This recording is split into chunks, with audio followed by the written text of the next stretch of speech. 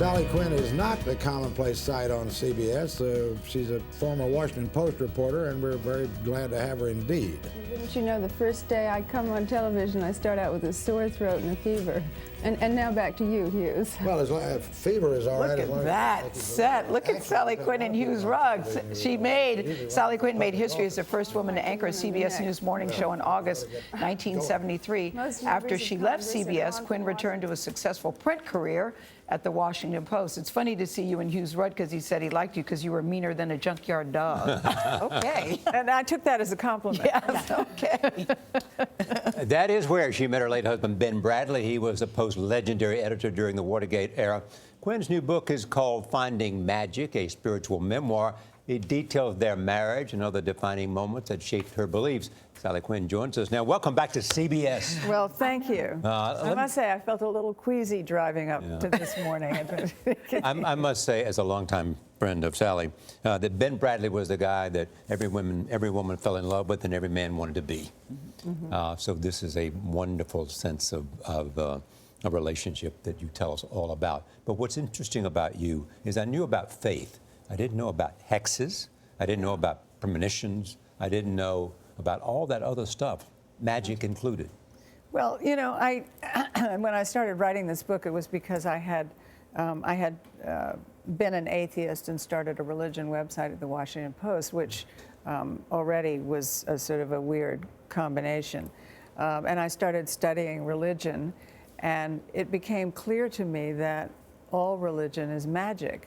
And I had been brought up in the South where, you know, the Scottish Presbyterian stones and the ghosts and the psychic phenomena and voodoo and all of that was sort of part of my embedded religion, as well as being a Christian and believing in God and believing in Jesus. I became an atheist when my father liberated Dachau and took pictures, and I saw the scrapbooks, and I couldn't believe that God had let this happen. And I was 4 years old, this is in World War II, that I became an atheist.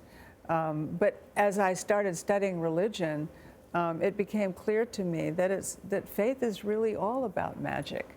And whatever you believe, nobody knows. My favorite bumper sticker is, "I don't know and you don't either." And so that magic and all of the things that go along with magic are just another name for whatever faith you might have or whatever religion you might have. And that I respect, they're all just as legitimate as the others, even institutional religions, or magic, or when you talk about astrology or hexes or all that. I mean, there are people, billions of people all over the world who believe in these things, and we don't, and we respect them if we look at them and their culture, but then you bring it into our culture and it looks very different. You grew up in a military family, as you mentioned. Your parents were of Scottish descent and Presbyterian Christian background, but how did you learn voodoo and who did you place hexes on? Well, when I'm growing up in the South, and we had, as I said, the Scottish Presbyterian, but also the staff in the house were black Christians who went to Baptist church, but then they would practice voodoo on the side. The way so you learned voodoo? So I did learn voodoo. And, you know, it's the kind of thing where it's Should we be nervous? We'll your see book how is this so interview good. goes. 2 thumbs up. We'll see how it goes. Well, I only raised it because you say that you put voodoo, some spells on people, 3 of them. Well, you know, and that they passed. And they did not have a pleasant end, Sally. Right. So that's why I'm saying, should we be nervous? Well, they're dead. Yes, this is true. So I'm just saying. But I mean, it is very, you know, you're raising very good points really about what interesting. happened. It's very interesting. And I don't want to make you sound like you're cuckoo for Cocoa Puffs, but you do raise some very interesting things in the book.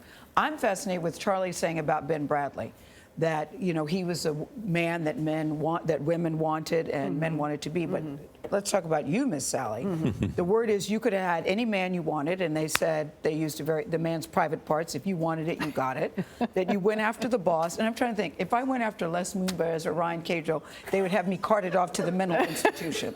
But you went after Ben Bradlee. Have you got this in mind, actually? No, Mrs. Cadro and Mrs. Moonves, definitely not. But it seems like in the book you went after Ben Bradlee. The two of you had a mutual love and connection like no other. And I'm very fascinated During by that. Watergate. During Watergate. It was a big scandal at the time. Well, he went after me, actually. I fell in love with him and realized that it wasn't going to work because he was married and had children. And so he was older, yeah. And he was 20 years older, so I accepted a job as the first anchor woman in America right here at CBS News. Okay, but let me just understand. The fling began with Ben. The fling began with Ben. With Ben, Right. yes. No, And so he initiated. Sally, No, Sally, you were Sally. writing love letters. Sally. Wait a You second, were writing Sally. love letters to him. I was You were writing, inspiring him. yes, and very much. I was writing love notes to him, but anonymous, and he didn't get it. He didn't get it. You talk about being on a plane next time. I'm going to try this technique. There was turbulence. Yes. You grabbed his thigh and you said you didn't let go even after the turbulence ended. But there was a connection clearly between the two of you.